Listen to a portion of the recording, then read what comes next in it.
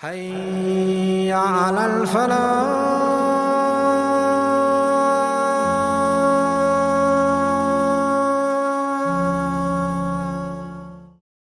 الشیطان الرجیم بسم اللہ الرحمن الرحیم لا تحرک به لسانک لتعجل به ان علینا جمعه وقرآنه فإذا قرأناه فاتبع قرآنه ثم ان علینا بیانہ.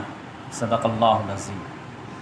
محترم سامعین کرام اور محترم ناظرین، ابھی آپ لوگوں کے سامنے سورہ قیامہ کی 4 آیات کی تلاوت کی گئی ہے. آیت نمبر 16، 17، 18، 19. سورہ قیامہ مکی سورہ ہے اور سورہ نمبر 75 ہے، پارہ نمبر 29 ہے، اور اس میں کل 40 آیات ہیں اور 2 رکوع. اس کی 4 آیات کی تلاوت کیا ہوں. اور یہ آج ہمارا جو ٹاپک ہے خلفائے راشدین، اس میں جہاں پہ بات رکی تھی تو اس ٹاپک سے یہ ریلیونٹ ہے، تو آج ہم اسی ٹاپک پہ بات کریں.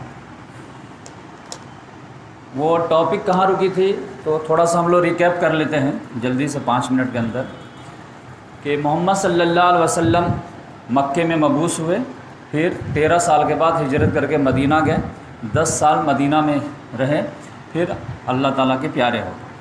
تو لوگوں نے پھر انتخاب کر کے، اور وہ ایکسیڈنٹل تھا، حضرت ابو بکر صدیق رضی اللہ تعالیٰ عنہ کو بنا. لیکن معاملہ بہت زیادہ سنگین ہو گیا، تقریباً سمجھے ایمرجنسی کی کیفیت ہو گئی کہ 4 بڑے دشمن کھڑے ہو گئے. خود مدینہ سے منافقین جب پر تولنے لگے، نمبر 2 آس پاس کے جو بدو تھے وہ مرتد ہونے لگے. اور مرتد ہونے کا ایک اسٹائل یہ تھا کہ کچھ لوگوں نے آ کے کہا کہ میں زکوٰۃ نہیں دوں گا، اور کچھ نے تو دین کو ہی چھوڑ دیا، اور کچھ نے آگے بڑھ کر کے کہا کہ میں تو نبی ہوں، مطلب اٹیک بھی کیا اس دین پہ. تو اب 4 طرح کے دشمن تھے حضرت ابو بکر صدیق رضی اللہ تعالیٰ عنہ کے. تو میں 3 لیکچر میں آپ کو یہ شیئر کر چکا ہوں کہ کیسے کیسے انہوں نے ٹیکل کیا. منافقین خود ہی بخود ٹیکل ہو گئے کہ وہ انتظار میں تھے کہ کوئی مدینہ پہ چڑھائی کرے گا تو ہم اپنا رول نبھائیں گے. لیکن حضرت ابو بکر صدیق رضی اللہ تعالیٰ عنہ کسی کو مدینہ تک آنے ہی نہیں دیے، باہر نپٹ. تو وہ مصیبت ٹل گئی. جو لوگ زکوٰۃ نہیں دینے کا یہ کر رہے تھے وہ سمجھیے کہ تھوڑے سے ڈرپوک تھے، تو تھوڑا سا کنسیشن مانگ رہے تھے کہ ہم آپ سے بالکل بغاوت نہیں کر رہے ہیں، لیکن تھوڑا سا ٹیکس میں ہم کو ریلیف دیجیے. بغاوت پہ جو تھے وہ 2 تھے، جو مرتد ہو گئے تھے یا پھر جو لوگ نبوت کا دعویٰ کر کے اٹھ گئے تھے. تو جیسے ہی مرتدین سے جب معاملہ نپٹا تو زکوٰۃ دینے والے جو ڈرپوک لوگ تھے جو کہہ رہے تھے ہم نہیں دیں گے، وہ خود بخود ہاتھ جوڑ دیے کہ نہیں ہم دیں گے، ہم کو مت ماری. تو اس طرح سے مانعین زکوٰۃ کا ٹاپک بھی آرام سے سالو ہو گیا. اکثر و بیشتر زکوٰۃ دینے کے لیے تیار ہو گیا، ہاں بھر دی. اب مرتدین جو تھے ان سے جو فائٹنگ ہوئی ہے، اور خالد بن ولید رضی اللہ تعالیٰ عنہ، اور خاص طور سے مرتدین خود ہی جو اٹیک کرنے آئے تو ان کو اچھے سے ڈیفینس کر لیا گیا، تو ان کا بھی چیپٹر کلوز ہو گیا. لیکن ان میں سے جو جنگجو ٹائپ کے تھے، ڈیرنگ باز تھے، وہ سب بھاگ کر کے چلے گئے کہاں؟ جو نبوت کا دعویٰ کیے تھے ان کے پاس، اور ان کی فوج میں شامل ہو گئے. تو 4 طرح کے لوگ تھے جنہوں نے نبوت کا دعویٰ کیا تھا. اس میں سے 3 مرد تھے اور 1 عورت تھی. ایک اسود انسی، ایک طلحہ اسدی، ایک مسیلمہ کذاب، اور ایک سجاہ بنت حارث. تو اسود انسی تو محمد صلی اللہ علیہ وسلم کے ٹائم ہی میں ختم ہو گیا تھا، اس کی نیوز حضرت ابو بکر صدیق رضی اللہ تعالیٰ عنہ کے زمانے میں. پھر طلحہ اسدی سے جو معاملہ ہوا تو ان کو خالد بن ولید رضی اللہ تعالیٰ عنہ نے فنش کر دیا. سجاہ بنت حارث کا معاملہ یہ ہوا کہ وہ پہلے چلی گئی نپٹنے کے لیے مسیلمہ کذاب سے. مسیلمہ کذاب جو ڈر سے ان سے صلح کر لیا، تو کہے کہ اتنا مجھے مل گیا ہے کہ اب میں جاتی ہوں، اب تم حضرت ابو بکر صدیق رضی اللہ تعالیٰ عنہ ہرا دو گے تو ہم خود پھر آ جائیں گے تمہارے پاس. تو اصل فائٹنگ جو ہوئی ہے وہ مسیلمہ کذاب سے ہوئی ہے یمامہ. اور یمامہ کہاں پہ ہے آپ سمجھ جائیے. اگر اس کو مکہ مان لیں، مدینہ اس کو مان لیں، تو یہاں پہ جو ریاض ہے آج کے دور میں یہ یمامہ ہے، جہاں پہ ریاض ہے. اور یہ سمجھیے کہ نیچے یمن ہے، یمن کی راجدھانی صنعاء ہے، یہاں پہ عمان ہے جس کی راجدھانی مسقط ہے، پھر یہاں پہ UAE ہے، اور یہاں پہ قطر ہے، یہاں پہ بحرین ہے، اور پھر ادھر یہ سمجھیے کہ ریڈ سی آ جاتا ہے، یہ بحیر ہند ہے، یہ سمجھیے خلیج فارس سے آ جاتا ہے، ادھر ایران ہے. اور ادھر جو ہے یہ سمجھیے کہ ایسے جو یہ ایریا ہے یہ عراق سمجھیے، اور اس کو جو ہے شام سمجھیے، شام ہی میں جو ہے 3-4 ملک سمجھیے، ایک تو سمجھیے کہ ابھی اسرائیل جو ہے وہ بھی اسی میں تھا، اردن جو ہے وہ بھی شام ہی میں تھا، لبنان جو ہے وہ بھی شام ہی میں تھا، فلسطین جو ہے وہ بھی شام ہی میں تھا، تو شام بہت بڑا تھا، آج وہ سمجھیے کہ 5-4 ملک بن چکا ہے۔ عراق جو ہے یہ تھا، اس کے اوپر جو ہے یہاں پہ کیسپین سی ہے، اور اس کے بغل میں 3 ملک ہے، آذربائیجان، آرمینیا اور جارجیا، اور ادھر آپ کو پھر جو ہے ترکی مل جائے گا جو اناطولیہ تھا آج کل ترکی ہے، اور یہ آپ کو میڈیٹرین سی ہے بحیر ہند، اور اوپر جو بلیک سی ہے جو ہے بحر اسود۔ تو یہ آپ نقشہ جو ہے جما لیجئے، تبوک یہاں پہ سمجھیے، تو یہاں تک تو محمد صلی اللہ علیہ وسلم خود ہی آ گئے تھے، یہاں تک آگے ان کو جانا تھا، لیکن ابھی اندر ہی معاملہ جو ہے یہ ہو گیا۔ تو یمامہ میں کیا ہوا کہ بہت سخت فائٹنگ یہ ہوئی کہ 2 سپہ سالار تو پہلے ہی ہار گئے تھے، اکرمہ بن ابی جہل کو بھیجے تھے وہ جو ہے جیت نہیں پائے، پھر شرحبیل بن حسنہ کو بھیجے تھے وہ بھی جیت نہیں پائے، اور حضرت ابوبکر صدیق رضی اللہ تعالیٰ عنہ ایک ساتھ مدینہ سے 11 طرف فوجیں روانہ کی، ایک ساتھ، اتنا ڈیرنگ آج تک کسی جنرل نے نہیں دکھایا ہو کہ خود ان پہ لوگ جو ہے اٹیک کرنے کے جو ہے پرتولے ہوں، اور خود وہ آفینسو میں 11 لانچ کر دے ایک ساتھ 11 لوگوں سے، تو وہ میں پوری تفصیل سے بتایا، لیکن یمامہ میں ایک مسئلہ پیش آ گیا۔ وہ کیا پیش آیا کہ 10-12 ہزار تو مسلمہ کذاب کے آدمی مارے گئے، لیکن صحابہ کرام میں بھی تقریباً 1000-1200 لوگ شہید ہو گئے، اور اس میں جو ٹاپ کے لوگ جو شہید ہو گئے، اور جب اور ڈیٹیل خبر آئی تو پتہ چلا کہ 500 بلکہ 700 حفاظ کرام شہید ہو گئے، جن کو پورا قرآن یاد تھا۔ تو حضرت عمر رضی اللہ تعالیٰ عنہ تو الگ مزاج کے تھے، بہت جینیس تھے، دور اندیش تھے، ان کو جو ہے جیسے خبر آئی تو ان کے بھائی کی بھی جو ہے شہادت کی خبر تھی، تو وہ ان کے بارے میں پریشان تھے، لیکن پھر بعد میں سوچنے لگے، سوچتے سوچتے ایک دن حضرت ابوبکر صدیق رضی اللہ تعالیٰ عنہ کے پاس آئے، بولے کہ ٹھیک ہے موت حیات الگ چیز ہے، شہادت ہماری آرزو ہے، اور تو جنگ حق و باطل کی جنگ تو قیامت تک جاری رہے گی، اور لیکن اس طرح اگر حفاظ شہید ہوتے چلے گئے تو پھر قرآن کا کیا ہوگا؟ تو حضرت ابوبکر صدیق رضی اللہ تعالیٰ نے کہا کہ تمہارے کہنے کا کیا مطلب؟ انہوں نے کہا کہ قرآن کو ایسا کرتے ہیں کہ جمع کر لیتے ہیں اور ایک کتابی شکل دے دیتے ہیں۔ انہوں نے کہا نہیں، ایسا کیسے ہوگا؟ وہ کام جو محمد صلی اللہ علیہ وسلم نے کیے وہ ہم کیسے کریں؟ تو پھر جو محمد صلی اللہ علیہ وسلم 10 مبشرہ جو ہے وہ سمجھے کہ شورا میں تھے، اور سب نے ایک ایک کر کے تائید کہ نہیں بہت اچھا مشورہ ہے، یہ سمجھیے یہ وہ، تو ان کا بھی سینہ کھل گیا اور اس کے لیے وہ تیار ہو گئے۔ تو اس کو کہتے ہیں تدوین قرآن کو جمع کرنا۔ تو اس کے بارے میں بہت سارے آپ کو خواہش ہوگی کہ جانیں کہ یہ تدوین قرآن جمع کیسے ہوا، قرآن کو جمع کس نے کیا۔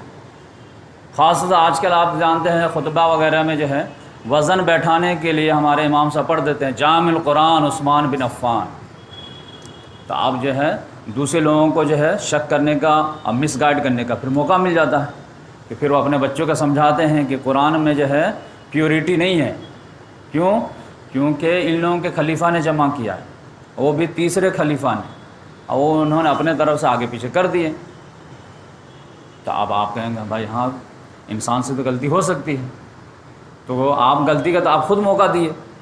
تو آج میں اس ٹاپک پر مکمل بات کروں گا تاکہ یہ چیپٹر آپ کے نزدیک کلوز ہو جائے کہ کس نے قرآن کا کیا جمع کیا اور کن کا کیا کنٹریبیوشن تھا۔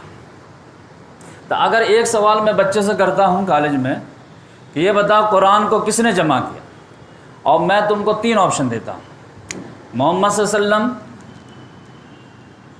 نمبر 2 ابوبکر صدیق رضی اللہ تعالیٰ عنہ، یا پھر عثمان غنی رضی اللہ، ٹک لگاؤ تینوں۔ تو اکثر و بیشتر ٹک کہاں لگ جاتا ہے؟ تینوں کا کنٹریبیوشن ہے، لیکن صحیح جواب یہ ہے تینوں میں سے کوئی نہیں۔ یہ اصل بات ہے۔ پہلا سوال ہے کہ قرآن کو کس نے جمع کیا، تو اس کا صحیح جواب یہ ہے، چوتھا آپشن لائیں گے اللہ تعالیٰ۔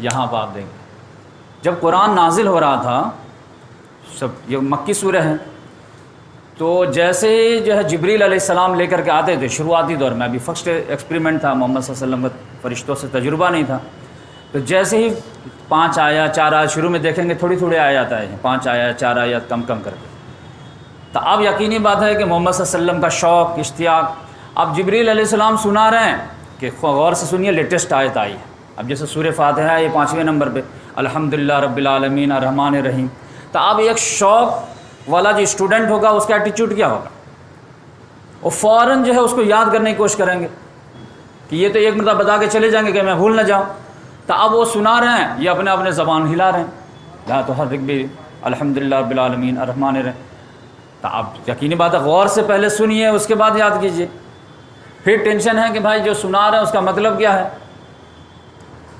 پھر نمبر ٹینشن یہ ہے کہ کئی وہی آ گئی ہے تو اس میں ترتیب کیا ہے، پہلے کس کو رکھوں بعد میں کس کے رکھوں، پھر چوتھا پرابلم ایک یہ تھا کہ کچھ چیزیں جو ہے کوڈ ورڈ میں بات ہو رہی ہے تو اس کا جو ہے اس کی تشریح کیا ہے، جیسے سورہ فاتحہ میں اگر آ گیا اہدنا الصراط المستقیم کہ اے اللہ ہمیں سیدھا راستہ دکھا، تو بھائی صراط مستقیم ہے کیا،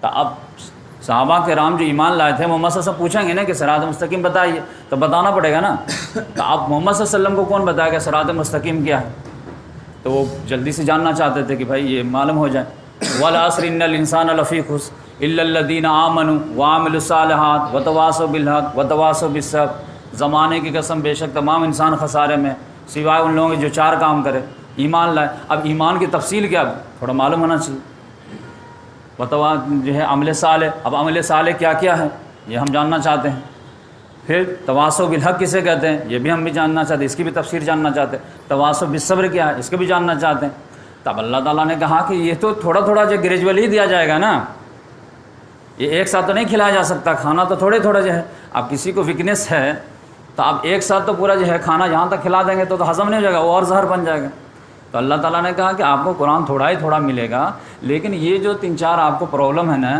یہ سب ٹھیک ہو جائے گا، آپ ٹینشن نہیں لیجیے، جیسے اگر آپ کوئی لیکچر دیں اسٹوڈنٹ وغیرہ اور آپ بولیں کہ دیکھو ایک بہت بڑی میٹنگ UN میں ہونے والی ہے جہاں سے جرمنی سے جو ہے وہاں کی چانسلر جو ہے انگلا مارکل آنے والی ہے اور USA سے جو ہے پریسیڈنٹ ڈونلڈ ٹرمپ آنے والا ہے اور جو ہے پرائم منسٹر جو ہے UK کا آنے والا ہے اور خادم الحرمین شریفہ نے آنے والا ہے، اب آپ بات سمجھا رہے ہیں کہ کون سی میٹنگ ہونے والی ہے، کوئی اسٹوڈنٹ کہتے ہیں خادم الحرمین کا مطلب، تو آپ کہیں گے نا بیٹا سب بات بتائیں گے، پہلے بات سنو میری، اب کوئی بچہ جو جلدی سے لکھنے لگے خادم الحرمین کہ بیٹا بات سنو بعد میں لکھا بھی دیں گے ہم، کوئی مسئلہ نہیں ہے، لکھ بھی لینا بعد میں سمجھا بھی دوں گا، لیکن ابھی جو میں بول رہا ہوں اس کو سنو، یہی ہوتا ہے نا عام طور سے، تو یہی معاملہ تھا، تو اللہ تعالیٰ نے کہا لا تحرک بلسانک لتعجل، آپ اپنے زبان کو تیزی سے حرکت مت دیجیے تو کہ جلدی سے یاد ہو جائے، پہلے اس کو میں سیو کروں، کیوں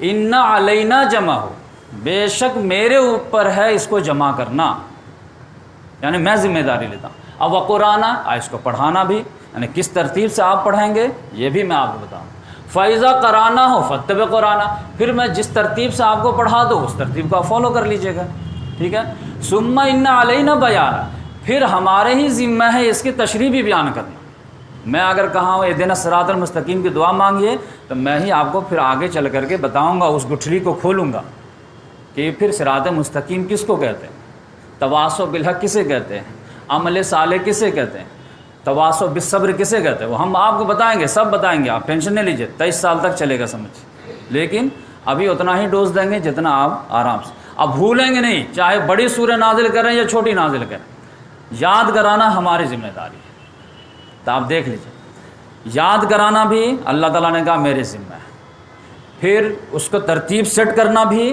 یہ میری ذمہ داری ہے، پھر اس میں جو معانی ہے اس کے تفاصیل یہ میری ذمہ داری ہے، تو اب قرآن کس نے جمع کیا؟ اللہ تعالیٰ نے، تو جب بھی سوال ہوگا بچوں سے یا کسی سے بھی کہ قرآن کو جمع کرنے کا کام کس نے کیا، تو اللہ تعالیٰ نے کیا، کس کے ذریعے کیا، تو یہ جبریل علیہ السلام کی رہنمائی میں اللہ تعالیٰ نے یہ کام کیا، اللہ تعالیٰ ڈائریکٹ محمد صلی اللہ علیہ وسلم کو نہیں بولتے تھے، جبریل علیہ السلام کو دیتے تھے، یہ لے جائیے اور بتا دیجئے کہ اس آیت کو فلاں جگہ سے فلاں جگہ رکھنا، اس کو ایسے نہیں ایسے پڑھیں، ٹھیک ہے، تو اب ٹیچنگ کا رول کون کر رہے ہیں؟ جبریل. رہنمائی کون کر رہے ہیں؟ جبریل علیہ السلام. جمع کہاں پہ ہو رہا ہے؟ یہ قلب محمد میں ہو رہا ہے، علی قلب. تو یہ جو ہے اسٹوریج کہاں پہ ہوا ہے؟ وہ سمجھیے کہ چپ جو ہے وہ محمد صلی اللہ علیہ وسلم کا دل ہے. دل جو ہے وہ دل کے اندر جو اصل کیپیسٹی ہے وہ روح محمدی جو ہے وہ ریسیپینٹ ہے قرآن کا. ورنہ تو قرآن نے کہا کہ میں کسی پہاڑ پہ نازل ہوتا تو اس کو ریزہ ریزہ کر دو. کیا مجال ہے کہ انسان اس کو جو ہے برداشت کر جائے، لیکن روح کے اندر وہ طاقت ہے کہ اس کو جو ہے کیچ کر سکتے. بات سمجھ میں؟ تو روح محمدی اس کا ریسیپینٹ ہے. روح کا مرکز کون ہے؟ قلب. سب سے پہلے کہاں اسٹور ہوا قرآن؟ محمد صلی اللہ علیہ وسلم کے قلب مبارک. تو یہ اصل میں جو ہے یہ آپ سمجھ جائیے. پھر دوسرے جگہ کہاں ہوا؟ تو وہ صحابہ کرام کے دل میں. اس کو کس نے جمع کیا؟ یہ اس کو محمد صلی اللہ علیہ وسلم نے جمع کیا. کہ جیسے وحی آتی تھی، جبریل علیہ السلام لے کر کے آتے تھے، محمد صلی اللہ علیہ وسلم اس کو یاد کر لیے، محمد صلی اللہ علیہ وسلم کے دل میں ذہن میں وہ جمع ہو گیا. پھر اس کے بعد جو ہے صحابہ کرام جو ایکسپرٹ ہوتے تھے، تیز ہوتے تھے، پڑھنے لکھنے والے ہوتے تھے، ان کو پھر یاد کرا دیتے تھے کہ تم بھی یاد کر لو، تم بھی یاد کر لو، تم بھی یاد کر لو. اب شروع میں جو ہے کم صحابہ کرام تھے تو کم آیات بھی تھی. اب اقرا بسم ربک الذی سورہ الگ کی 5 آیات یاد کرنے میں عربی جاننے والوں کو کتنا ٹائم لگے گا؟ خاص طور سے اس زمانے میں جو عربوں کو حافظہ پہ ناز ہوتا تھا، لکھنا پڑھنا عیب سمجھتے تھے. لیکن اللہ تعالیٰ نے شروع میں کہہ دیا نہیں، قلم کو جو ہے نگلیکٹ نہیں کرنا. اقرا بسم ربک الذی خلق خلق الانسان من علق اقرا وربک الاکرم الذی علم بالقلم. کیونکہ حیوان میں اور انسان میں یہی فرق ہے کہ حیوان نے علم کو اسٹور کرنے کے لیے قلم کا ذریعہ نہیں لیا، لہذا وہ ڈیولپ نہیں کر پائے، اپنے تجربات کو جو ہے نسل تک منتقل نہیں کر پائے. لیکن انسان جو ہے جو بھی تجربات حاصل کرتا ہے اس کو لکھ کر کے اگلی نسل تک منتقل کر دیتا ہے. اگلی نسل جو ہے اپنے آباء و اجداد کے علم سے بھی فائدہ اٹھاتا ہے، پھر اپنا تجربہ کرتا ہے، پھر اس کو لکھ دیتا ہے، پھر اگلی نسل تک. لہذا آج انسان دیکھیے کہاں سے کہاں ترقی کرے. کوا بھی جتنا جو ہے محمد صلی اللہ علیہ وسلم کے ٹائم میں چالاک تھا اتنا آج بھی ہے. ان کی زندگی میں امپروو نہیں ہوا. کسی بھی جانور کے جو ہے ٹیلنٹ میں امپروو نہیں دیکھیں. جس کو اللہ لومڑی کو چالاک بنا دیا تو اتنی ہی چالاک ہے. بندر کو جتنا چالاک بنایا اتنی ہی چالاک، اس سے کیپیسٹی نہیں. کیونکہ علم کا سہارا نہیں لیا اس نے. انسان جو ہے جو بھی تجربہ کرتا ہے اس کو لکھ دیتا ہے، اگلی نسل تک منتقل کر دیتا ہے. تو اس لحاظ سے آپ سمجھ جائیے کہ یہ سوال جو ہے بہت بیسک ہے. میں سوچا کہ پہلے اس کو ختم کر دیں کہ سب سے پہلے اللہ تعالیٰ نے جمع کیا قرآن مجید کو. کہاں جمع کیے؟ محمد صلی اللہ علیہ وسلم کے دل کے مبارک میں. کن کی رہنمائی میں؟ جبریل علیہ السلام کے رہنمائی میں. پھر محمد صلی اللہ علیہ وسلم نے اب جو ہے اپنا ایفورٹ بھی ڈالا کہ صحابہ کرام کو بلاتے تھے. اور مکے میں تو شروعات میں سمجھیے کہ صرف 17 لوگ لکھنا پڑھنا جانتے تھے. لکھنا پڑھنا آتے، امی قوم تھی ایک دم. اہل کتاب تو بیٹھے تھے یثرب میں، وہ ایک دم تحریر میں، تقریر میں، شاعری میں، سب میں آگے تھے. تو لکھا بھی دیتے تھے. لیکن لکھا دیے تو آپ کسی کو ٹائم ہے آپ جو سورہ فاتحہ لکھ لو، آپ کو دلچسپی ہے آپ جو ہے سورہ مزمل لکھ لو، آپ کو دلچسپی ہے آپ سورہ مدثر لکھ لیے اور آ کر کے چیک کرا لیے کہ دیکھیں یا رسول اللہ میں یاد کر لیا ہوں اور اس کو لکھ بھی لیا. نہیں جو ہے دستیاب تھے کاغذ تو میں ہڈی کا شان بھی لکھ لیا، تھوڑا چیک کر دیے. محمد نے چیک کر دیے. اچھا چیک کرنے میں محمد صلی اللہ علیہ وسلم کو املا نہیں پڑھ پاتے تھے تو اچھا سناؤ کیا لکھے ہو، تو سنا دیے الحمدللہ رب العالمین الرحمن الرحیم مالک یوم الدین والظالین. ہاں ویریفائی، ہاں ٹھیک اچھا لکھے. تو جا کر کے اپنے صندوق میں بند کر دیے کہ چلو 5 آیت میرے پاس بھی ہے. تو اس طرح سے لکھنے کا بھی کام ہوتا تھا اور یاد کرانے کا بھی کام ہوتا تھا. اب لکھنے میں جو ہے ترتیب نہیں تھی، بس یہ کہ لیٹسٹ وہی آئے ہیں 10-20 صحابہ کرام اٹھ کر کے لکھ کر کے لے آئے، محمد صلی اللہ علیہ وسلم چیک کر دیے، انف بھائی وہ آیت محفوظ ہو گئی. اب ترتیب کیسے جو قائم ہوگی؟ تو وہ جبریل علیہ السلام اس کے لیے ایڈیشنل آتے تھے. ہر رمضان میں انہوں نے روٹین بنایا تھا اور آ کر کے جتنی ہی آیت نازل ہوئی تھی اتنی ہی آیت کو وہ لوگ جو کیا کرتے تھے پڑھتے تھے. ایک مرتبہ جبریل علیہ السلام پڑھتے تھے اور محمد صلی اللہ علیہ وسلم سنتے تھے، اور پھر محمد صلی اللہ علیہ وسلم پڑھتے تھے اور جبریل علیہ السلام سنتے تھے، تاکہ اس سال میں جتنا قرآن نازل ہوا وہ ویریفائی ہو جائے اور پھر تازہ بھی ہو جائے. صحابہ کرام بھی آپ پڑھ رہے تھے، کیسے پڑھ رہے ہیں؟ ترتیب تو تھی نہیں ابھی. تو آپ سورہ فاتحہ تو پڑھنا شروع میں اس کو پڑھنا ہی پڑھنا ہے. اب آپ کو آیت الکرسی یاد ہے تو آیت الکرسی نماز میں پڑھ لیے، پھر آیت الکرسی کے بعد یاد نہیں ہے تو آپ سورہ آل عمران کے آخری رکوع پڑھ لیے، پھر اس کے بعد جو ہے تہجد میں پڑھ رہے آپ کو یاد نہیں ہے تو سورہ مزمل کے جتنا یاد اتنا پڑھ لیے، پھر سورہ مدثر کے پڑھ لیے، پھر سورہ اخلاص پڑھ لیے، جو یاد ہے پڑھ لیے، بس ایسے ہو جاتا ہے۔ یعنی ترتیب ضروری نہیں تھی، آپ کو جو میسر کیا وہ قرآن میں آ گیا تھا، فَقْرَؤْا مَا تَيَسَّرَ مِنَ الْقُرْآنِ، جو قرآن میں یاد ہے سب پڑھ لو۔ اب شروع میں تو نازل ہی کم ہوئی تھی تو کتنا پڑھیں گے؟ تو اس لحاظ سے قرآن جو ہے صحابہ کرام کے دل میں بھی جمع ہوتا چلا گیا، تحریری شکل میں بھی جو ہے غیر ترتیب انداز میں لوگوں کے پاس جمع ہوتا۔ اب اس کے بعد کیا ہوا کہ آخری جب رمضان آیا ہے محمد صلی اللہ علیہ وسلم کا، تو اس میں ہوا کیا ہے کہ جبریل علیہ السلام 2 مرتبہ دورہ کی، 2 مرتبہ سنائے اور 2 مرتبہ سنے۔ محمد صلی اللہ علیہ وسلم بات سمجھے، اور سمجھے کہ یہ آخری سال کی بات تھی، تو مکہ بھی فتح ہو چکا تھا، سارے کام ہو چکے تھے، تبوک سے آ چکے تھے، تو سمجھ میں آ گیا کہ اب اس بار جو 2 مرتبہ ہوا ہے یہ انڈیکیشن ہے it is time to go. لہٰذا محمد صلی اللہ علیہ وسلم نے اپنی بیٹی فاطمہ کو بلا کے کان میں بولے کہ اس بار معاملہ یہ ہے، تو حجۃ الوداع ہی سے خبر دینا شروع کر دیے تھے، تو بولے کہ اس بار جو ہے لگتا ہے چل چلاؤ۔ تو وہ جو معاملہ ہوا تھا، رونے لگی تھی، وہ آپ کو معلوم ہے۔ تو یہ جو ہے آخر میں سمجھیے کہ 2 مرتبہ سننا، 2 مرتبہ سنانا، تو یقینی بات ہے ترتیب کے ساتھ ہی تو سنائے ہوں گے۔ ترتیب نہیں ہے تو کوئی بات نہیں، لیکن جب اب ترتیب قائم ہو گئی تو پھر یہ۔ اور جبریل علیہ السلام اس معاملے میں بہت زیادہ جو ہے احتیاط کرتے تھے، اب بتاتے تھے دیکھیں یہ آیت آئی ہے نا، اب آپ سمجھیے کہ سورہ بقرہ مدنی سورہ ہے، لیکن اس کو سورہ فاتحہ کے بعد 2nd نمبر پہ رکھا دیے۔ سورہ آل عمران بھی مدنی ہے، اس کو بھی بولے نہیں 3rd نمبر پہ رکھیے۔ سورہ نساء بھی مدنی ہے، اس کو بھی بولے نہیں 4th نمبر پہ رکھیے۔ سورہ مائدہ بھی مدنی ہے، اس کو بھی بولے 5th نمبر پہ رکھے۔ پھر سورہ آل عمران مکی ہے، اس کو بولے جو ہے 7 نمبر پہ رکھے۔ تو اس طرح انہوں نے اپنے سے بولے ترتیب، پھر آیات میں بھی ترتیب بتاتے تھے۔ سورہ بقرہ کیا ہے؟ آپ جانتے ہیں کہ یہ مدنی سورہ ہے، لیکن معراج میں 2 آیت ملی تھی آپ، اب وہ تو مکے میں معراج ہوئی ہے، تو آخری آیت کو بولے نہیں اس کو جو ہے سورہ بقرہ کے ساتھ اٹیچ کیجیے۔ سورہ بقرہ آپ جانتے ہیں کہ مدینہ میں جاتے ہی نازل ہوئی ہے، وہ سمجھیے کہ جنگ بدر کی تمہید ہے، لیکن آپ جانتے ہیں سود والا جو مسئلہ ہے وہ بالکل لاسٹ میں نازل ہوئی، لیکن انہوں نے کہا نہیں اس کو یہاں پہ ایڈ کیجیے۔ اب کیا جبریل علیہ السلام کے بارے میں تو آپ کو معلوم ہے کہ وہ تو ایک پر بھی نہیں ہلاتے بنا اللہ کے، تو وہ جو ترتیب قائم کرا کے جاتے تھے وہ کن کے اشارے پہ جاتے تھے؟ اللہ تعالیٰ کے اشارے پہ۔ تو اس لحاظ سے پورا قرآن جو جمع ہوا ہے ترتیب وہ توقیفی ہے۔ کون سا ہے؟ توقیفی، یعنی اللہ تعالیٰ کے بتانے کے مطابق ہے، ٹھیک ہے۔ اب یہ تھے کہ کتابی شکل میں قرآن نہیں تھا۔ اب اس کا ایک پرابلم آ گیا، جنگ یمامہ، آج یہاں سے ہمارا ٹاپک شروع ہوگا۔ حضرت عمر رضی اللہ تعالیٰ عنہ کو خیال یہ آیا کہ دیکھیے قرآن تو جمع ہے، اس میں ٹینشن نہیں ہے، اور لاکھوں جو ہے حفاظ کرام تھے، ایسا نہیں تھا کہ 5-10 تھے۔ مدینہ میں جانے کے بعد تو بڑا کمپین شروع ہو گیا قرآن یاد کرنے کا، تو لاکھوں تھے کم، لیکن شہید ہونے والے بھی بہت تھے اور نیچرل ڈیتھ والے بھی بہت تھے۔ تو اب جنگ یمامہ میں ایک ساتھ جھٹکا لگ گیا، تو حضرت عمر رضی اللہ تعالیٰ عنہ کی فکر ہوئی کہ اس طرح جو حفاظ کرام جو اگر شہید ہوتے چلے جائیں گے تو پھر یقینی بات ہے قرآن کے ضائع ہونے کا خطرہ ہے۔ لیکن قرآن کے ضائع ہونے میں ایسا نہیں تھا کہ قرآن ختم ہو جائے گا، قرآن تو لکھی ہوئی ہے، آپ کے صندوق میں بند ہے، ان کے جو ہے کبڈ میں بند ہے، ان کے یہاں بند ہے، لیکن اصل ڈر کیا تھا؟ ترتیب کے ٹوٹنے کا۔ ترتیب کہاں ہے؟ حفاظ کے ذہن میں، حفاظ کے دل میں، اور وہ حفاظ شہید ہو رہے ہیں۔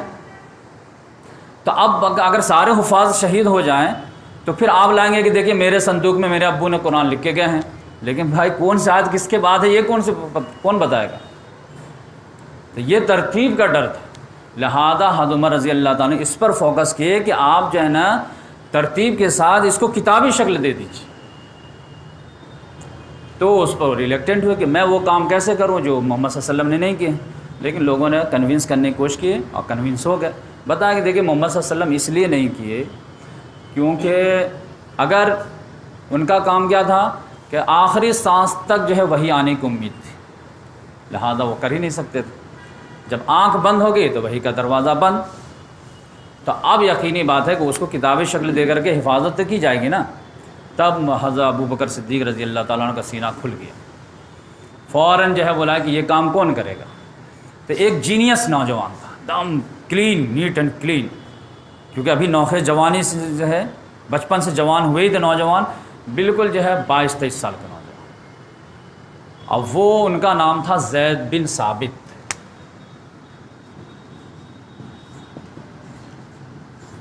اور یہ بہت زیادہ جو ہے محمد صلی اللہ علیہ وسلم کے بالکل سیکریٹری کے مانند تھے.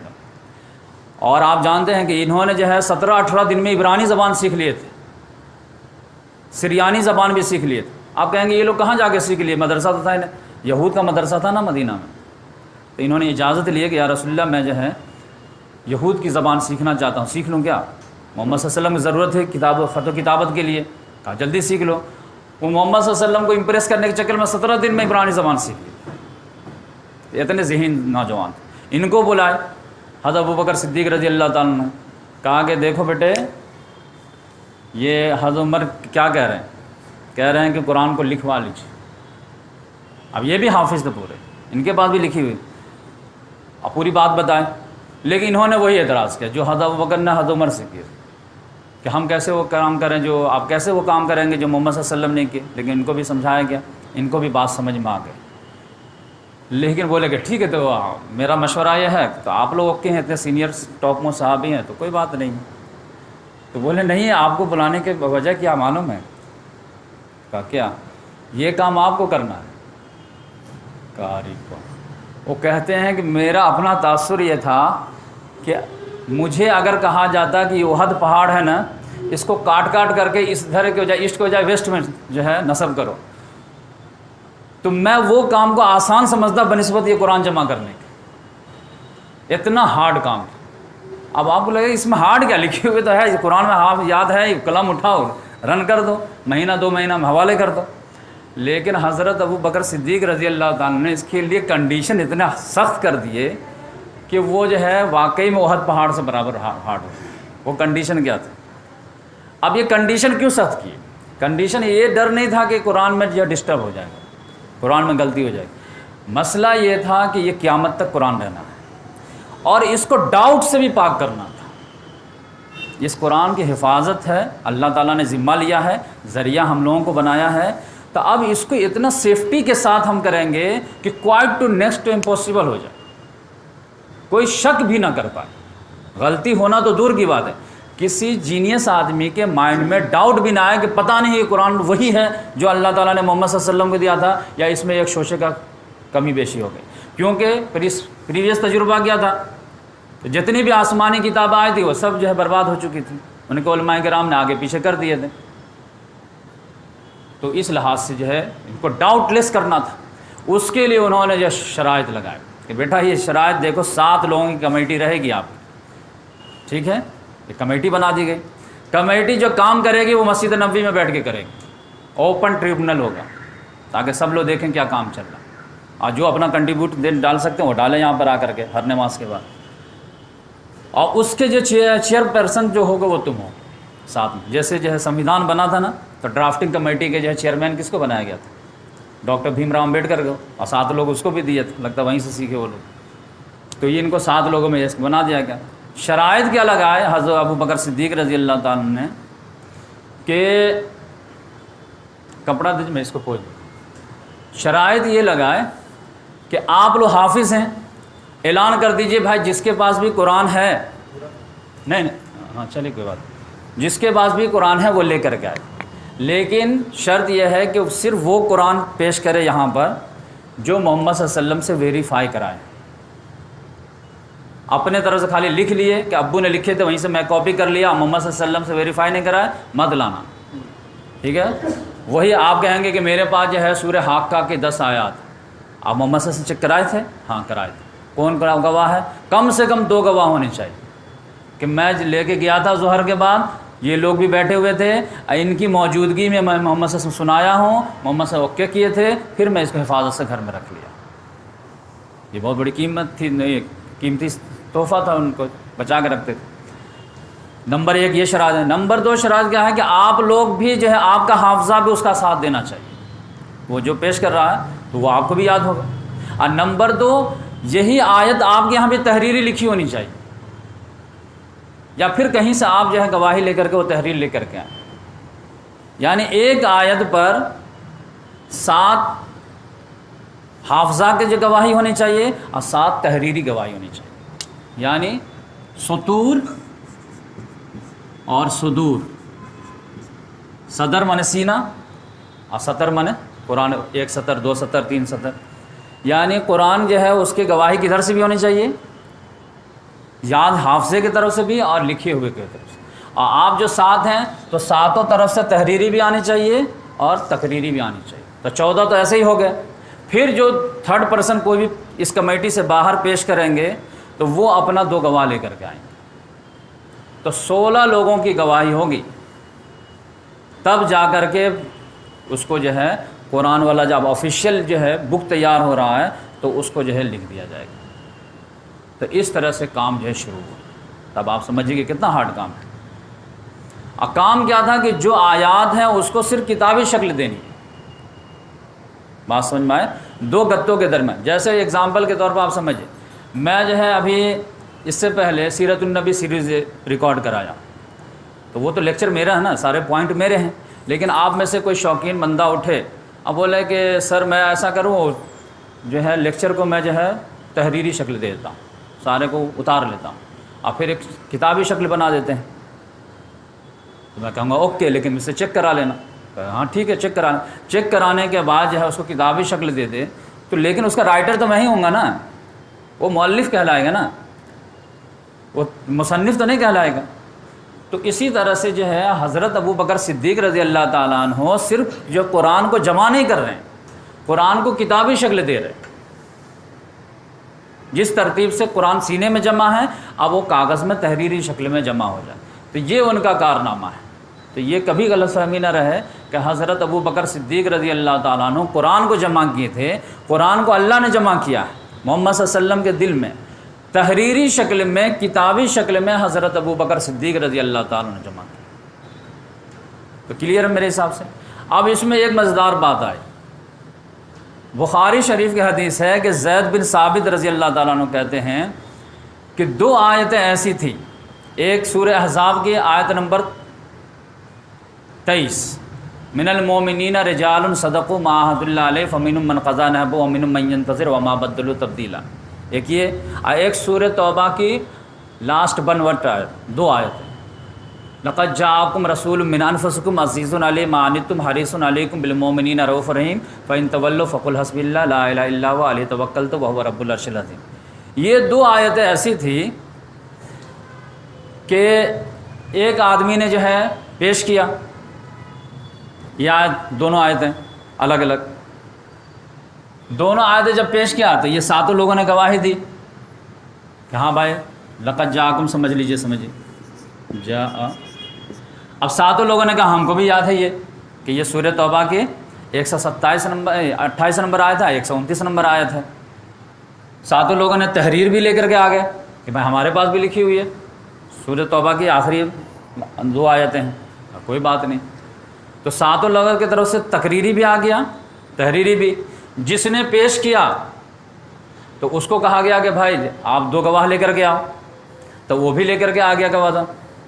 اب کیا تھا کہ 2 آدمی مزید جو ہے اس کمیٹی سے باہر کے ہوں اور وہ دونوں 2 گواہ لے کر کے آئیں، تو اب ایک آدمی جو پیش کیا تھا تو اس کے اپنے 2 گواہ تو تھے، لیکن دوسرا آدمی جو لے کر کے آیا کہ بھائی میرے پاس بھی یہی آیت ہے، تو اس کو بھی کہا گیا کہ آپ بھی گواہ لے کر کے آئیے، تو اس نے کہا کہ میرے پاس جو ہے صرف میں ایک ہی گواہ ہوں اور وہ میں ہی گواہ ہوں بس۔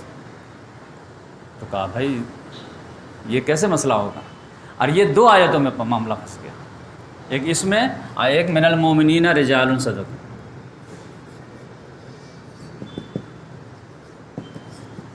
اب سمجھے کہ ایک بڑا ایشو کریٹ ہو گیا کہ ایک گواہ نہیں مل رہا اور 16-17 گواہ مل رہے ہیں۔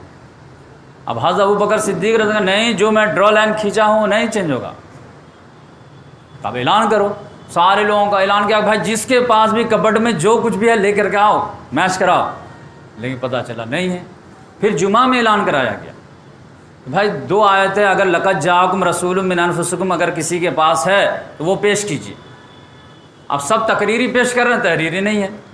اب تحریری نہیں ہے تو اب اس کا مطلب کیا کہ لوگ کم ہی لکھے تھے، کیا کم نہیں لکھے تھے، آپ کو معلوم ہے کہ یمامہ میں کتنے لوگ شہید ہو گئے؟ وہ سب حفاظ تھے، قرآن سے انٹرسٹڈ لوگ تھے، بہت سارے لوگ تھے جو جنگ میں تھے، خالد بن ولید رضی اللہ عنہ ہزاروں کے صحابہ کو لے کر کے جنگ میں مصروف تھے، اور یہاں یہ کام سیکنڈری چل رہا. ایسا نہیں تھا کہ جنگ کو روک کر کے، صحابہ کرام ایسا نہیں کرتے تھے کہ ابھی میں یہ کر رہا ہوں تو وہ نہیں کروں گا. جنگ تو سمجھیے جیسے کھانا پینا ہے، وہ لازمی حصہ ہے، وہ تو چالو رہے گا، وہ کبھی ڈسٹرب نہیں ہوگا، یہ سب کام بھی ہوتا رہے گا. تو اب صحابہ کرام تو ادھر انوالو ہیں، عراق میں، شام میں، ادھر کام چل رہا. تو اب پھر اعلان کیا گیا، جمعہ میں اعلان کیا گیا، جمعہ میں بھی لوگ نہیں آ پائے، تو پھر بڑے مجمع میں اعلان کیا گیا، لیکن بڑے مجمع میں بھی جو ہے اعلان نہیں ہو پایا. تو اب جو ہے یہ سمجھیے کہ دوسرا آدمی جو پیش کیا تھا اس نے جو ہے صرف ایک ہی آدمی گواہ پیش کر پایا. اب کہا کہ کیا کیا جائے بھائی، یہ دو آیتیں تو بڑی جو ہے زبردست بھی آیت، حرام حلال والے تو نہیں ہے، لیکن میننگ کے لحاظ سے لقد جاءکم رسول من محمد صلی اللہ علیہ وسلم کی تعریف ہے اس میں، اور اس میں صحابہ کرام کی تعریف ہے. یہ قرآن کے تحت سب کو یاد ہے، لیکن تحریری شکل میں نہیں آئے گی تو یہ کیسے ہوگا؟ حضرت ابوبکر صدیق نے کہا اپنے ہی اصول خود ہی نہیں فالو کریں گے تو پھر آگے کیا کام کریں گے؟ جہاں سے مسئلہ اٹک گیا، سب لوگ دعائیں کرنے لگے، کوئی اللہ تعالیٰ راستہ نکال دے، یہ کچھ، تو پھر جو ہے اللہ تعالیٰ نے راستہ نکالا. کیسے نکالا معلوم ہے؟ پوچھے کہ بھائی یہ کون آدمی ہیں جن کا ایک ہی ہے، کوئی دوسرا نہیں؟ لاسٹ میں کون پیش کیے ہیں جس کے کوئی دوست نہیں مل رہا ہے؟ تو ان کا نام بتایا گیا کہ یہ خزیمہ بنت ثابت رضی اللہ بن انصاری. بھائی یہ پیش کیے ہیں یہ تحریر، ان کے پاس جو ہے ایک گواہ نہیں ہے، خود اکیلے گواہ ہیں. لوگوں کے سامنے جیسے ہی نام پیش آیا کہا معاملہ سوال ہو گیا. کہا بھائی کیسے ہو گیا؟ کہنے نے ہو گیا. کہا کیسے ہو گیا؟ تو اس کے لیے ایک واقعہ ہے جو آپ کو سننا پڑے گا، تب سمجھ میں آئے گا کہ جو پڑھے لکھے تھے اور وہ واقعہ جانتے تھے تو وہ سمجھ گئے، ہاں اچھا بات سمجھ میں آ گئی. جو نہیں تھے اس کے واقعہ سنایا گیا. تو واقعہ کیا سنایا گیا کہ ایک مرتبہ محمد صلی اللہ علیہ وسلم ایسے ہی کسی چہل قدمی کرتے کرتے جو ہے مدینہ سے باہر ٹہلتے نکل گئے، اکیلے تھے. باہر نکلے تو ایک جو ہے بدوؤں کا قافلہ جا رہا تھا، وہ کسی وجہ سے وہاں پہ ہالٹ کیا تو محمد صلی اللہ علیہ وسلم سے بات چیت ملاقات ہو گئی. اس کے پاس ایک بڑی خوبصورت اونٹ، تو محمد صلی اللہ علیہ وسلم نے پوچھا بیچو گے کیا اس کو؟ تو بدو لوگوں کے تو وہی بھیڑ بکری یہی سب جو ہے پوجی رہتی. اس نے کہا ہاں ہم بیچیں گے. تو محمد صلی اللہ علیہ وسلم تو نارمل ڈریس میں گئے تھے، پیسہ وغیرہ لے کے نہیں گئے تھے. پوچھو کتنا بیچو گے؟ بتایا ہوگا کہ 500 میں بیچیں گے. تو محمد صلی اللہ علیہ وسلم نے کہا ٹھیک ہے میں خرید لیتا ہوں، آؤ گھر پہ پیسہ دے دیتا ہوں. تب وہ اونٹ لے کر کے آ رہا گھر پہ، اور محمد صلی اللہ علیہ وسلم کہا کہ ٹھیک ہے گھر سے میں پیسہ دے دیتا ہوں. تو محمد صلی اللہ علیہ وسلم تو اکیلے جا رہے تھے تو تیزی سے آگے بڑھ گئے. وہ تو اونٹ لے کر کے آ رہا تھا، تو اونٹ کہیں پہ رک بھی جا رہا تھا، تو فاصلہ بڑھ گیا. تو محمد صلی اللہ علیہ وسلم تقریباً گھر میں گھس گئے. اب یہ مدینہ کے بازار سے ابھی کراس کر ہی رہا تھا مسجد نبوی کے پاس سے کہ ایک آدمی نے پوچھا او بھائی کہاں سے جا رہے ہیں؟ کہا ادھر جا رہے ہیں. ایک آدمی کہا کیا وہ بیچنا بہت خوبصورت اونٹ ہے، بیچو گے کیا؟ ہاں بیچنے کے لیے تلا ہے. کتنا بیچو گے؟ کہا آپ کتنا میں لیجیے گا؟ وہ تو سمجھ گیا کہ بکا ہوا ہے ہی، پھر بھی آپ کتنا میں لیجیے گا؟ اس نے کہا 1000 روپیہ، مطلب ڈبل کر دیا. اب یہ بدھو آدمی لالچ میں آ گیا، کہا لے لیجیے. اب ادھر 500 میں بات ہوئی ہے، یہ 1000 روپے جلدی سے دے کے نکل جائیں. جب تک محمد صلی اللہ علیہ وسلم پیسہ لے کے آ گئے، بھائی صاحب کہاں جائے؟ یہ اونٹ کس کو دے دیا؟ یہ تو ہم سے بیچے تھے نا آپ. کہا آپ سے کب بیچے تھے؟ ارے ابھی تو بات ہوئی نا، تو یہاں پہ کس لیے آئے تھے تم؟ کہا نہیں کوئی بات نہیں ہوتا، ہم تو مارکیٹ میں لائے تھے بیچنے کے لیے، دیکھیے خرید لیں. کہا کیا بات کرتے ہو، ابھی مجھ سے بات ہوئی ہے، اتنا پیسے میں بات ہوئی ہے اور تم کہہ رہے ہو کہ نہیں؟ کہہ رہا اب بدو وہ سمجھا کہ جیسے عام لوگوں کو جو ٹوپی پہناتے ہیں ان کو بھی پہنا دیں گے. اب صحابہ کرام جمع ہو گئے، کیا ہوا؟ دیکھو میں ابھی اس سے بات کیا ہوں، اس کو بولا ہوں کہ چلو گھر میں پیسہ لا کے دیتا ہوں، جب تک اس کو جو ہے ڈبل پیسہ دینے والا کسٹمر مل گیا اس کو بیچ دیا. تو اس نے کہا کہ آپ کے پاس کوئی گواہ ہے کیا؟ تو محمد صلی اللہ علیہ وسلم تو اکیلے بات ہوئی تھی، تو اس میں یہی صحابی وہیں پہ کھڑے تھے. اب محمد صلی اللہ علیہ وسلم لاجواب ہو گئے کہ گواہ تو نہیں ہے کوئی، لیکن بھائی بات تو اتنی تو یہ نہیں نا 5 منٹ پہلے کی بات. انہوں نے کہا کہ میں گواہی دیتا ہوں کہ جو ہے تم بیچے تھے. کیا تم کیسے کرو؟ میں گواہی دیتا ہوں. تب بھائی گواہی تو ہو گئی نا، چلو کینسل کرو. تب محمد صلی اللہ علیہ وسلم نے بھی اس کا جو ہے لاج رکھ لیے بولے اونٹ تو میں ہی لوں گا ورنہ جھوٹا ثابت ہو جاؤں گا، لیکن ٹھیک ہے تم بھی لالچ میں آ گئے تھے تو جتنا وہ دے رہا نا اتنا ہی میں دیتا ہوں، چل تو اتنا اداس مت، تو جتنے بات ہے اس کو دے دیا، وہ خوش ہو کے چلا گیا۔ لیکن محمد صلی اللہ علیہ وسلم خزیمہ بن ثابت کو کونے میں لیے، یہ بیٹا یہ تم کہاں سے گواہی دے دیے، وہاں پہ تو کوئی تھے نہیں، بتاؤ۔ انہوں نے کہا کہ محمد صلی اللہ علیہ وسلم پوچھا کہ کس بنیاد پہ تم نے جو ہے یہ کہے کہ میں گواہی دیتا ہوں کہ اس نے بیچا ہے، آپ نے خریدا؟ کہا کہ جس بنیاد پہ میں یہ کہتا ہوں کہ آپ اللہ کے رسول ہیں، جس بنیاد پہ میں کہتا ہوں کہ اللہ تعالیٰ آپ پہ وحی نازل کرتا ہے، جس بنیاد پر میں کہتا ہوں کہ جنت ہے اور جہنم ہے، کیا بنیاد کہ آپ نے کہا ہے، تو آپ ہی کہہ رہے ہیں کہ یہ بیچا تھا، میں خریدا تھا، تو اب اس سے بڑی بنیاد کیا چاہیے؟ تو محمد صلی اللہ علیہ وسلم کا چہرہ کھل اٹھا، صحابہ کرام میں جھوم گئے۔ اس روز سے ان کے محمد صلی اللہ علیہ وسلم خوش ہو کر کے ان کو ایک ٹائٹل دی کہ آج سے خزیمہ کی شہادت ایک کے بجائے دو کی مانی جائے گی، اور ان کا لقب پڑ گیا ذو الشہادتین۔ لیکن یہ علمی حلقے میں تھا، بات سمجھ میں آئے؟ تو وہ جو بات ہوئی کہ ہاں کس نے یہ پیش کی ہے، تو خزیمہ بن ثابت نے، تو علمی حلقے والے تو سمجھ گئے کہ ہاں بھائی مسئلہ کلیئر ہے، مسئلہ کلیئر ہے۔ لیکن عام پبلک نہیں جانتی تھی، تو وہ پوچھے تو پوری تفصیل بتائی گئی کہ محمد صلی اللہ علیہ وسلم نے ان کے بارے میں پہلے بتا چکے ہیں ایک موقع سے کہ اس کی ایک کی گواہی کیا مانی جائے گی، تو یہاں پہ یہ مسئلہ حل ہو گیا۔ تو لہذا یہ آیت بھی جو ہے ایڈ کر دیا گیا اور یہ آیت کو بھی لیا گیا، تو اس طرح سے جو ہے یہ مسئلہ۔ تو کتابی شکل میں قرآن کیسے جمع ہوا؟ یہ حضرت ابو بکر صدیق رضی اللہ تعالیٰ عنہ کے دور میں، ٹھیک ہے، اور اس کو جو ہے نقل کرا کر کے اور جو ہے بڑے بڑے شہروں میں بھیجا گیا۔ اب ایک پرابلم یہ آیا عثمان غنی رضی اللہ تعالیٰ عنہ، جو بار بار لوگ پڑھتے ہیں جامع القرآن عثمان بن عفان، یہ مسئلہ کیا ہوا، یہ بڑا کریٹیکل ہے، یہ بھی آپ سمجھ لیجیے، ہمارے پاس ٹائم یہ 10-15 منٹ، اس کو ہم کل کر دیتے ہیں۔ وہ یہ ہوا کہ صحابہ کرام کی فوجیں جو ہے آپ جانتے ہیں پورا جزیرہ نما عرب میں تو ابو بکر صدیق رضی اللہ تعالیٰ عنہ کے ٹائم میں اور حضرت عمر رضی اللہ تعالیٰ عنہ کے دور میں ہو گیا تھا مکمل۔ عثمان غنی رضی اللہ تعالیٰ عنہ کے دور میں عرب سے بھی باہر نکلا اور پھر آذربائیجان، آرمینیا یعنی رشیا کے طرف جو ہے سینٹرل ایشیا میں اسلام گھسا، تو اسی میں جو ہے وہ عراق کے مجاہدین کو اور شام کے مجاہدین کو ابھی تیار کر رہے تھے۔ تیار کرنے میں کیا اسٹائل ہوتا تھا، خلیفہ کو انٹرفیئر کرنا پڑتا تھا۔ وہ ہوتا معاملہ کیا تھا کہ جتنے بھی فوج کے حلقے بنتے تھے نا، تو اسلام تو پورے جزیرہ نما عرب میں پھیل گیا تھا، اب تو ہر نوجوان کہہ رہا کہ ہم بھی جہاد میں جائیں گے، لیکن ہر ٹکڑی والے کی ایک خواہش ہوتی تھی کہ ہمارے ٹکڑی میں کم سے کم ایک صحابی ہونے چاہیے۔ ان کا دور آتے آتے جو صحابی کم ہو گئے تھے، اب سب کی یہ ہے کہ صحابی رہیں گے تو ہم جیتیں گے، ہاریں گے نہیں۔ اب محمد صلی اللہ علیہ وسلم کی حدیث بھی تھی کہ ایک زمانہ آئے گا کہ پوچھا جائے گا کہ صحابی ہیں تب جیت ہو جائے گی، تابعی ہیں تو جیت ہو جائے گی۔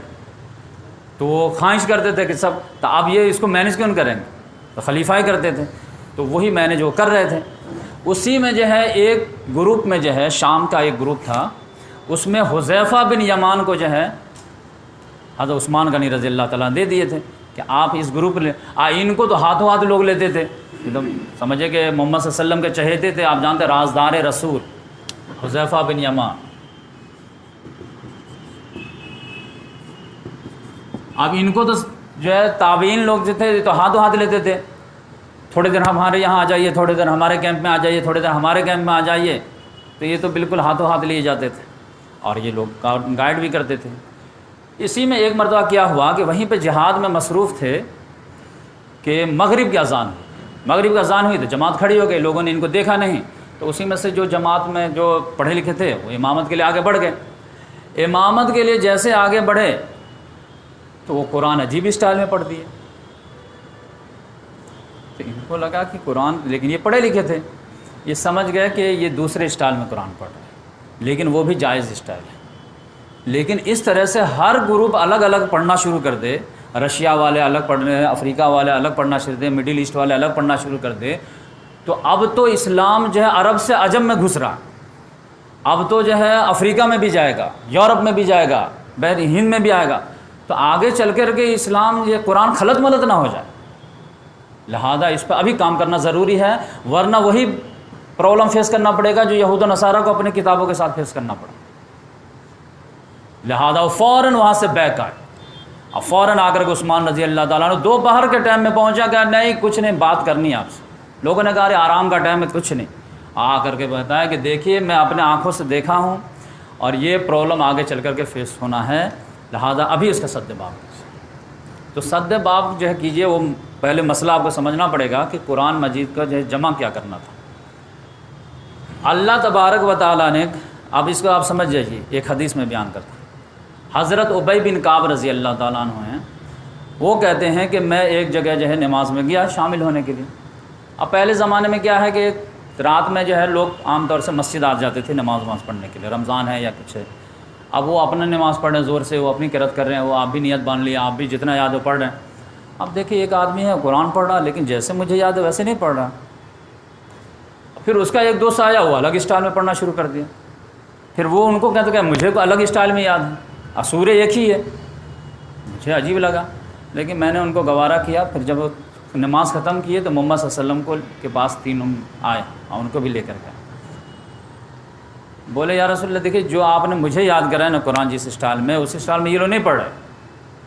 تو بولے بیٹا سناؤ، تو سنائے، کہ ٹھیک ہے تم سناؤ، وہ سنائے تو وہ بھی ٹھیک ہے۔ بولے دونوں نے ٹھیک ہے، بہت اچھا پڑھا، یہ بھی بہت اچھا پڑھا، یہ بھی بہت اچھا، تم بھی سنا دو، وہ بھی سنا کہ تم بھی بہت اچھا۔ یہ کیا؟ وہ کہتے ہیں مجھے اتنا غصہ آیا، یہاں تک ایسا لگا کہ میں قرآن کا انکار کر دوں، یہ کیا مذاق ہے؟ جتنا جاہلیت میں جو ہے تکذیب کرتا تھا اس سے آگے میں جانے کی سوچا۔ محمد صلی اللہ علیہ وسلم میرے سینے پہ ہاتھ مارا، سینے پہ ہاتھ مارا تو ایسا لگا کہ خدا کو میں دیکھ رہا ہوں، اور بالکل میں جو ہے کلیئر ہو گیا۔ پھر محمد صلی اللہ علیہ وسلم نے فرمایا کہ ان ھذا القرآن یبعث علی 7 احرف، یہ قرآن کو 7 حروفوں پر 7 لہجوں پہ نازل کیا گیا ہے۔ تو تم ایک کے بارے میں کیوں پریشان ہوتے ہو، 2 کے بارے میں کیوں پریشان ہوتے ہو؟ 7 کی گنجائش ہے، وہ بھی کہ آپ سمجھیے کیا محمد صلی اللہ علیہ وسلم، اس کے بارے میں بھی حدیث ہے کہ ایک مرتبہ جبریل علیہ السلام آئے محمد صلی اللہ علیہ وسلم کو، بولے کہ یہ دیکھ قرآن ہے، آپ اس کو یاد کر لیجئے اور جیسے میں ایگزیکٹ پڑھایا نا ویسے پڑھیے۔ لیکن وہ کہہ رہے ہیں کہ دائیں سائڈ میں جبریل علیہ السلام تھے، بائیں سائڈ میں میکائیل علیہ السلام، وہ بھی آئے ہوئے تھے۔ انہوں نے کہا یا رسول اللہ آپ کی امت کمزور ہے، آپ دعا مانگیے کہ ہمیں اور لہجے میں پڑھنے کی پرمیشن ملنی چاہیے۔ محمد صلی اللہ علیہ وسلم نے کہا کہ ٹھیک ہے آپ جائیے، ایک مرتبہ ریکویسٹ کر دیجیے اللہ تعالیٰ سے کہ ہماری امت کو اور لہجے میں جو ہے پڑھنے کی گنجائش ہو۔ وہ گئے تو بولے اللہ تعالیٰ ٹھیک ہے ایک اور لہجہ اختیار کر سکتے ہو، سیکنڈ لہجہ بھی تم لے سکتے۔ پھر انہوں نے کہا یا رسول اللہ آپ کی امت کمزور ہے اور مانگ لیجیے۔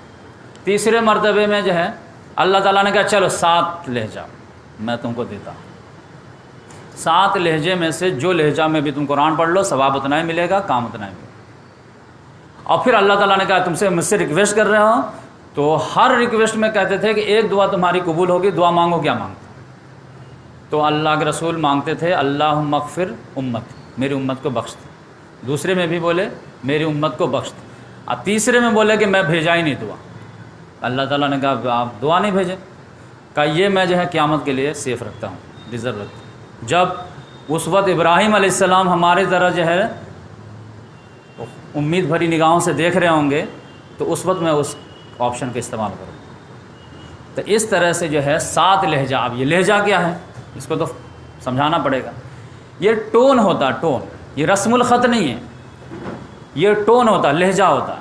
لہجہ کیا ہے آپ سمجھ جائیے، جیسے آپ اعظم گڑھ کے اگر آپ ہیں تو آپ جانتے ہیں کہ وہ لوگ ہر چیز کو کھینچ کے ہی بولیں گے، قلمیاں لا رہے، اب قلم ہے نا تو قلمیاں تو نہیں ہوتا نا، لیکن وہ لوگ آپس میں قلمیاں ہیں، لڑکوا اب واو لگا دیں گے، روٹیا ٹوپیا، اب وہ الف لگانا ہے تو اب، لیکن اب وہ جب لکھیں گے تو ٹوپی ہی لکھیں گے، قلم ہی لکھیں گے، لیکن بول چال کے انداز میں وہ اپنا وہ انڈرسٹینڈنگ ہے وہ کرتے ہیں۔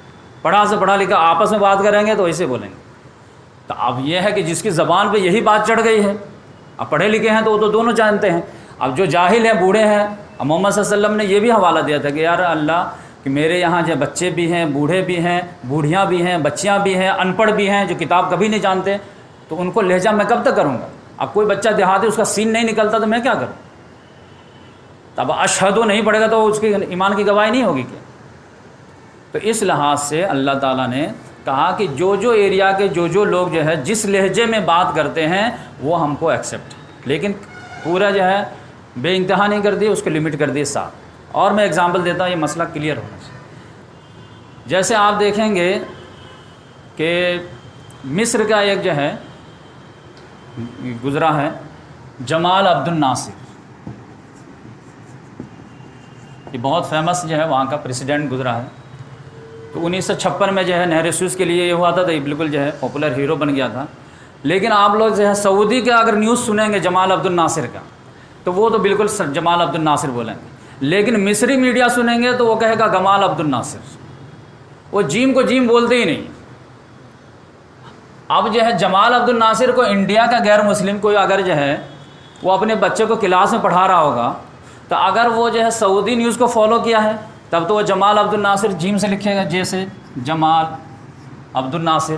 لیکن اگر وہ اس نے مصری میڈیا کو فالو کیا ہے تو اس نے تو گمال سنا ہے، گمال عبد الناصر، تو گمال ایسے سے لکھ دے گا گمال عبد الناصر۔ وہ جید جدہ کو گید گدہ بولے گا، لیکن جب لکھے گا تو جید جدہ ہی لکھے گا، پڑھے گا تو گید گدہ پڑھے گا۔ اب اس کو کہیں گے نہیں جید جدہ بولو، وہ کہا ہم سے نہیں ہوگا۔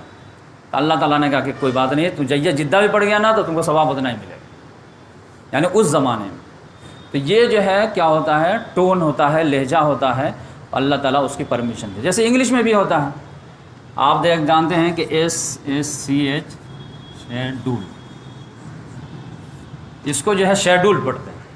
اب یہ برٹین والے جو ہے اس کو شیڈول پڑھتے ہیں، اور امریکہ والے اس کو اسکیجول پڑھتے ہیں۔ اب جو ہے بورس جانسن جو ہے ڈونلڈ ٹرمپ کو اگر فون کرے تو what is your schedule in India, تو وہ کہے گا مائی اسکیجول ان انڈیا 2 days، تو اسی کے لفظ کو وہ اسکیجول بولے گا اور اس کو وہ شیڈول بولے گا، لفظ تو ایک ہی ہے۔ تو اس لحاظ سے جو ہے علاقے کے لحاظ سے جو ہے بولی کا فرق رہتا ہے۔ تو اب یہ اللہ تعالیٰ نے زبان بنایا ہے، تو اس میں اللہ تعالیٰ نے کہا کہ قریش کی زبان پر تو میں نازل تو کیا ہوں، لیکن بقیہ جو عرب کے لوگ ہیں، یثرب کے لوگ ہیں اور لوگ ہیں، تو وہ جس بولی پر بولتے ہیں اس کو ہم ایکسیپٹ کر لیں گے۔ تو یہ اصل میں کیا تھا، اللہ تعالیٰ نے جو ہے 7 لہجے پر قرآن کو پڑھنے کی پرمیشن دیا تھا۔ اب کون دیا تھا یہ پرمیشن؟ کس نے دیا؟ اللہ تعالیٰ نے دیا۔ اب جو اللہ تعالیٰ نے پرمیشن دیا اس کو کوئی کینسل کر سکتا کیا؟ نہیں کر سکتا۔ تو عثمان رضی اللہ تعالیٰ نے کیوں کیے؟ بڑا سوال ہے کہ نہیں؟ تو اب یہ ہے کہ اختلاف، لیکن کتنا بھی اختلاف کو رفع کرنے کے لیے پریونٹیو آپ میجر جو ہے کسی بھی اللہ کے پرمیشن کو اور آسانی دی ہوئی چیز کو آپ ختم نہیں کر سکتے۔ لیکن ہماری مس انڈرسٹینڈنگ ہے، عثمان رضی اللہ تعالیٰ عنہ نے اس آپشن کو ڈیلیٹ نہیں کیا، صرف اس کے جو مضر اثرات تھے اس سے جو ہے محفوظ کیا۔ وہ کیا باریک بات سمجھ، یہ لہجہ تو انہوں نے الاؤ کیا، لیکن حذیفہ بن یمان جو آئے کہ دیکھیے یہ پرابلم کریٹ ہو جائے گا، جیسے قرآن عجم میں گھسے گا سب لوگ اپنے اپنے حساب سے پڑھیں گے، تو اس میں کیا تھا کہ انہوں نے پھر زید بن ثابت کو بلوائے، بولے بیٹا اب دوسرا پرابلم آیا۔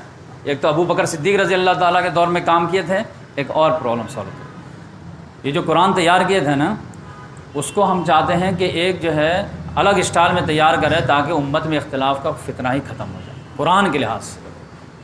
کہا کیا کرنا پڑے گا؟ انہوں نے کہا کہ دیکھو قرآن کا جو لہجہ ہے نا، وہ جو نازل ہوا تھا وہ کس پر نازل ہوا تھا؟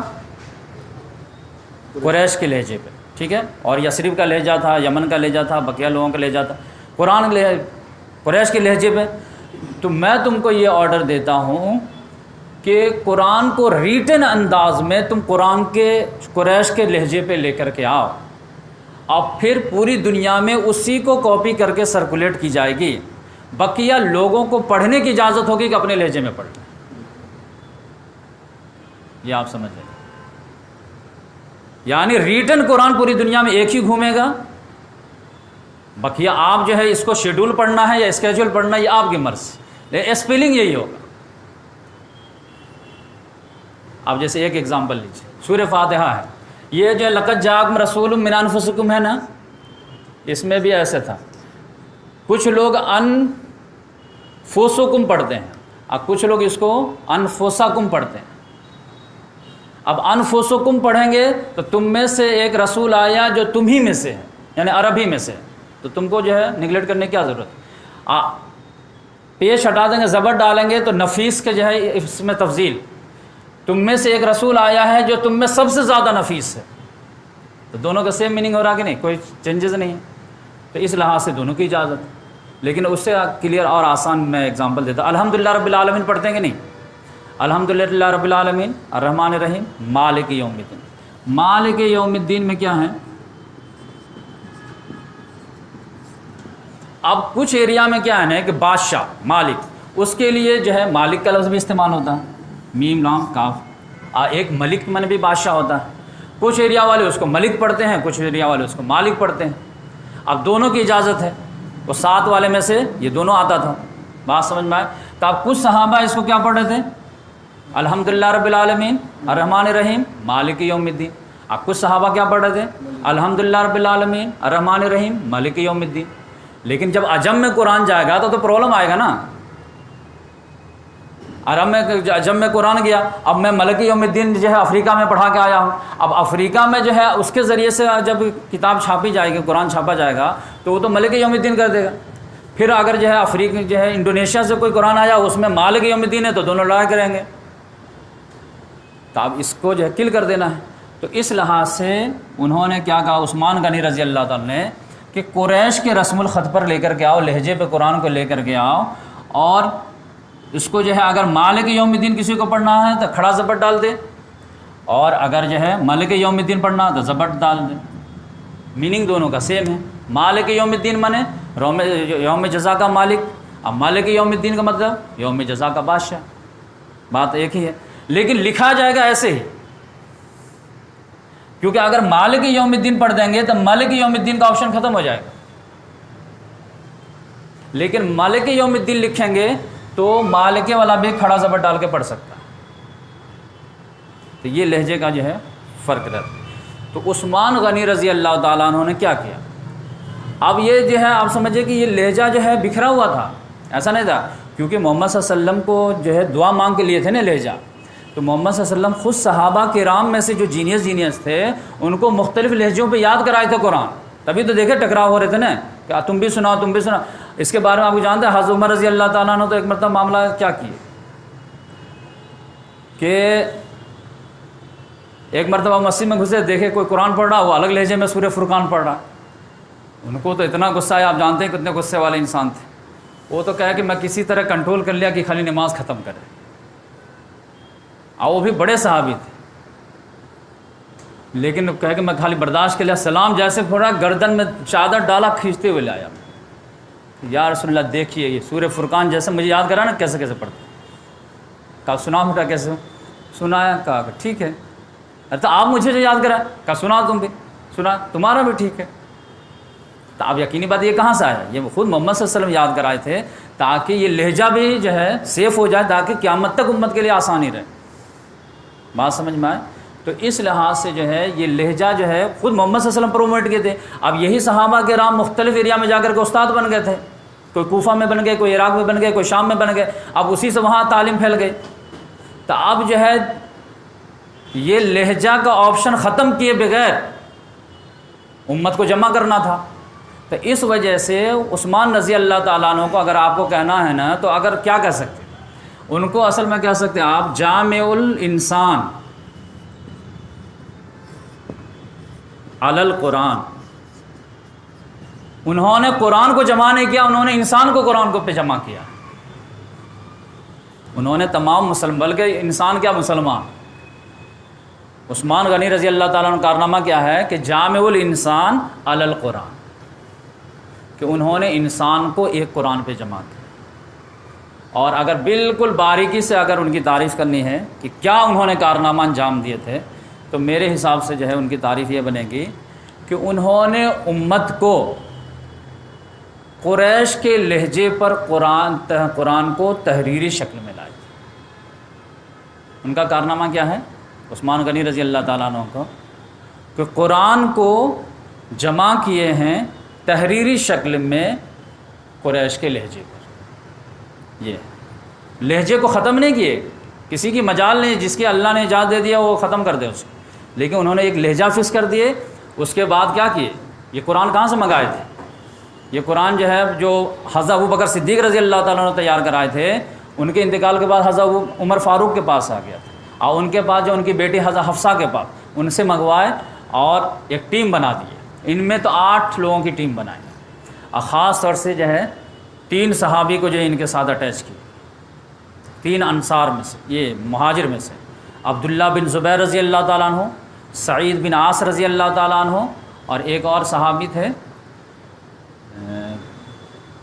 عبد الرحمن بن حارث، یہ 3 کو۔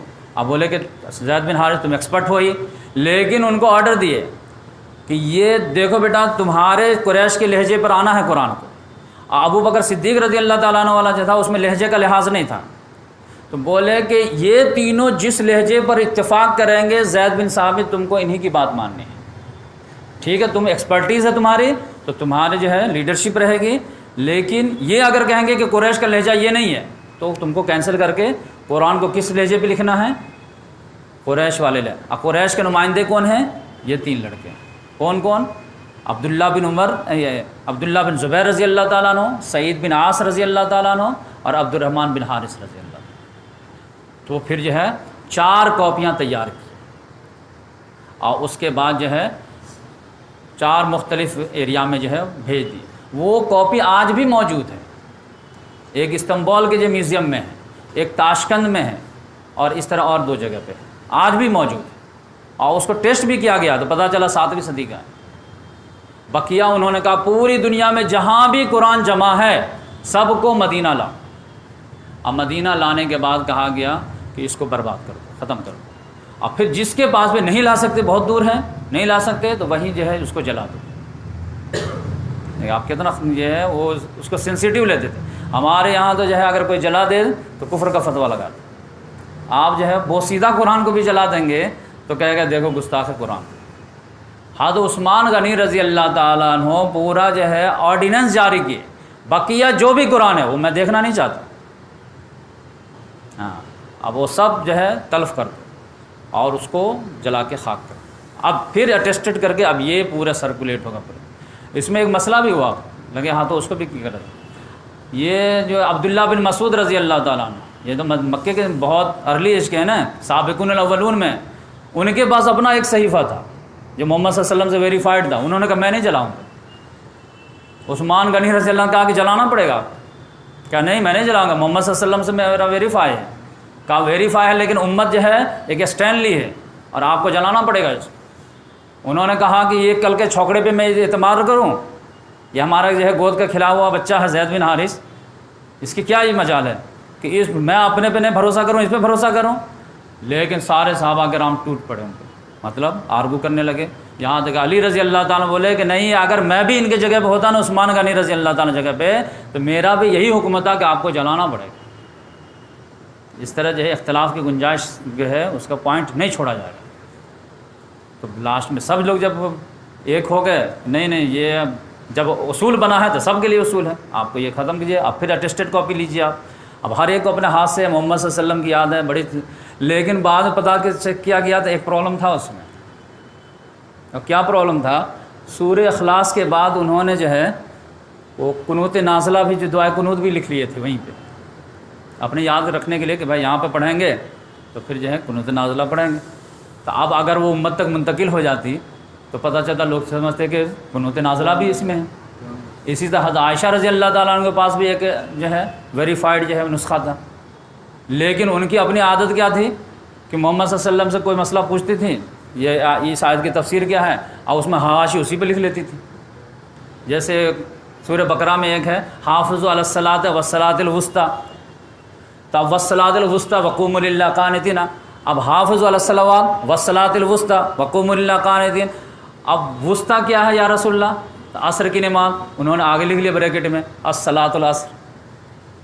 تب ان کی اپنی پرسنل کاپی ہے تو لکھ لو، کوئی بات نہیں، لیکن اگر وہ باقی رہ جاتی ہے امت کو ٹرانسفر ہو جاتی تو تلاوت میں وہ بھی شامل ہو جاتی، تو پھر غیر مسلم کہتے ہیں آپ کا قرآن تو محفوظ نہیں ہے، اس میں تو 2 لفظ آگے ہیں۔ یہ کریٹ ہو سکتا تھا کہ نہیں ہو سکتا تھا؟ اس لحاظ سے انہوں نے بالکل فارم ڈیسیزن لیا کہ سمجھے کہ عام طور سے وہ سافٹ مانے جاتے ہیں عثمان غنی رضی۔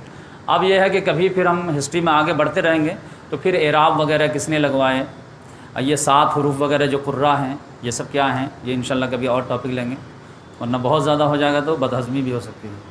تو آج کے حساب سے میں سمجھتا ہوں کہ اتنا کافی ہے کہ صحابہ کرام اس کے بارے میں جو ہے علمی لحاظ سے بھی کتنے فکر مند تھے اور انقلابی لحاظ سے بھی کتنے فکر تھے۔